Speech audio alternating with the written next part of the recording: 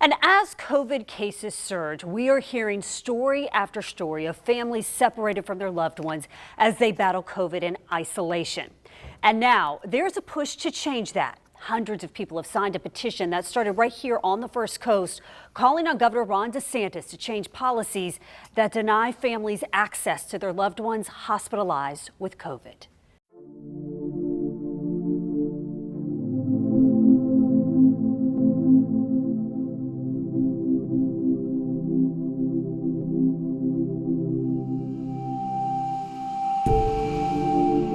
Mitch Arbelaez is grateful for every moment. 30 years, 7 months, 4 days, and an hour and 40 minutes. Yeah. She was my bride. On August 8th, 15 days after she walked into Ascension St. Vincent Southside Hospital with COVID, he lost his wife. She was 53.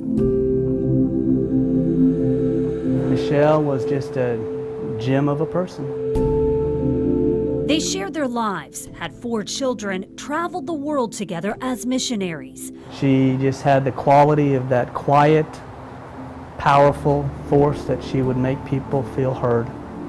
Asked her to marry the moment I met her. But in the end, she died alone due to hospital protocol. It was heartbreaking, you know. Your mom is in the hospital and you can't even see her. You can't even really talk to her or anything.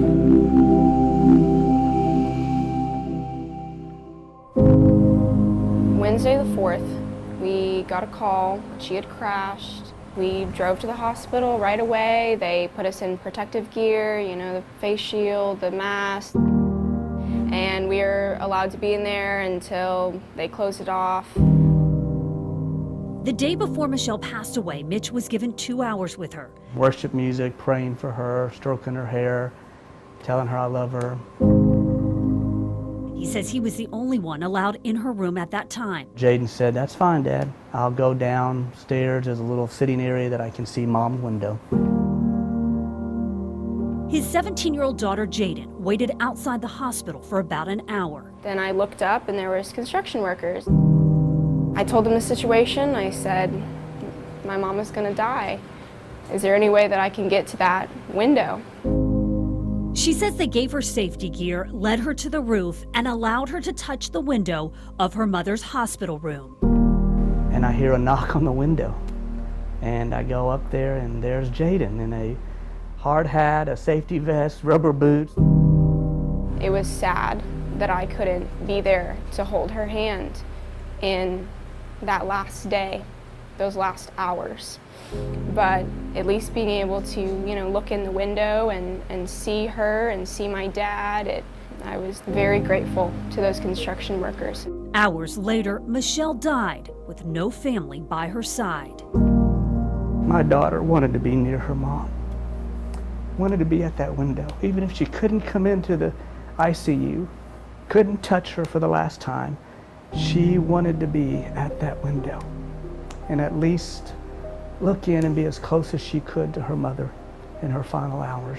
Good night, my love. I love you.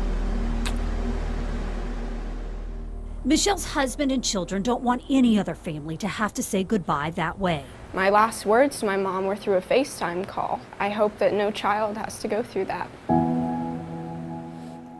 Their story prompted Darlene Gira, who lives in St. Johns County, to start a Change.org petition to allow families access to COVID patients. My hope in this petition is to reach our governor and to see if we could start the conversation. If nothing more, just here in Jacksonville with our city officials, with hospital officials. You know, that human touch, that love from your family, nothing can replace that. And I just don't think that anyone should have to die alone.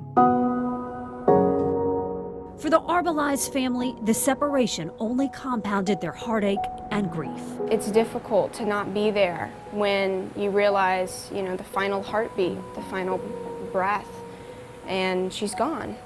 And to not be holding her hand during that, it's painful. And yeah, I think it does need a change. I think it could change.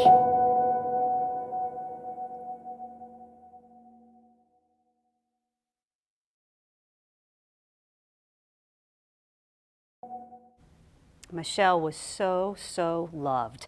An Ascension St. Vincent citizen statement saying in part that we do everything possible to accommodate visitors within the parameters of our current policies and procedures, which are in place for everyone's safety, and did so in this case, with family members being permitted to visit multiple times over multiple days. It went on to say that we know how important and impactful it can be for a hospitalized patient to see loved ones, and we take this into account when making visitation adjustments.